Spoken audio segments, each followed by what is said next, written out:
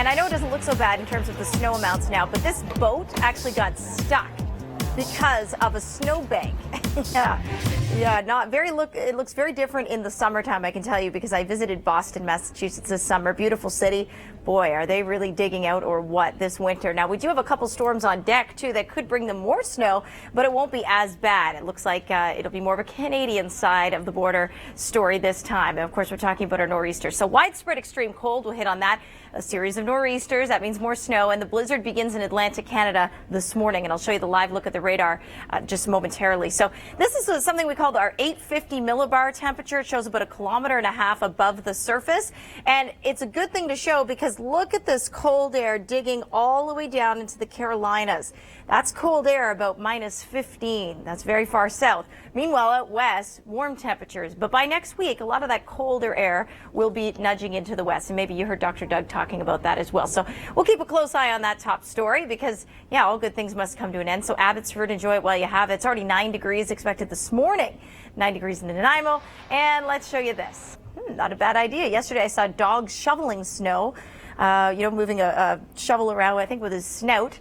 That's a cool idea, too. -9 in Saskatoon, feeling like -14 this afternoon. Good morning to you in Regina, Saskatchewan. It is cold up through the north, though. Wawa, Timmins, Cactus Casing.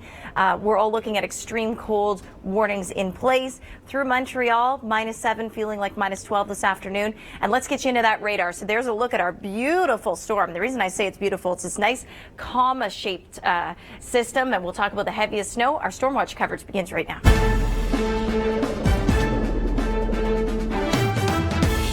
That's going to continue because of this storm. So this is a nor'easter. We talked about that northwestern side of the storm really eclipsing, or clipping, I should say, over the Avalon. And that's what it's doing. You see the darker blue? That's the coldest part of the snow, or the storm, and heavy snow. And down through the south, that's where our mixing is. But a lot of that's not going to reach St. John's, Newfoundland. It's going to be heavy snow. We'll keep you posted. There's a lot to talk about with this storm, including 2 more lined up before this one takes off out to sea. All right, nice to have you along on this Thursday, one day closer to the weekend, but the weekend might be busier than your work week for some in Atlantic Canada because you'll be digging out of, ready? I'm going to reveal it, that nor'easter. This is the first of 3. This one's going to be mainly a Newfoundland story today with 30 to 40 centimeters on tap. And we just got an update from Dr. Doug Gillum. Thank you to Doug. 22 centimeters has already fallen now in St. John's. Okay, across the country, pretty quiet through the prairies. We are watching a clipper, and then we're watching moisture on the west coast. That'll bring some rain still continuing down through the south, but it will start to dissipate. And your long range looks pretty amazing. 5 to 15 centimeters of snow. That'll be at peak level. Those roads look pretty dangerous, actually. Well, this afternoon, this clipper will bring in a southwesterly flow underneath that cold front. That's good news for you in Regina because yesterday you were at about -17. Today you'll be at -7.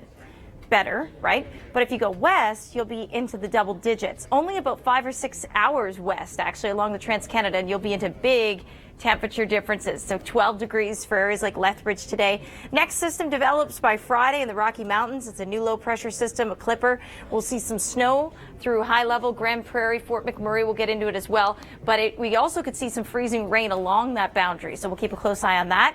And let's go to the temperatures this afternoon. -9 Saskatoon. I told you about Regina. How about Ontario?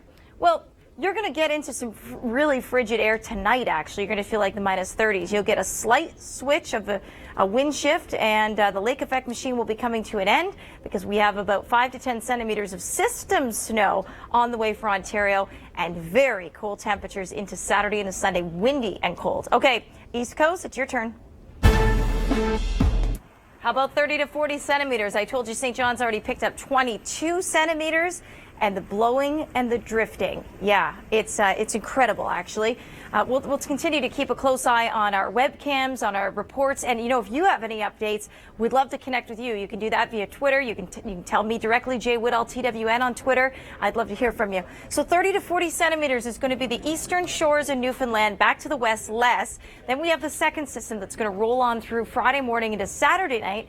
This one's going to have more of a westerly track, not nearly as wide or, expansive precip field. It's officially now, we've just been told, a blizzard. We'll be right back.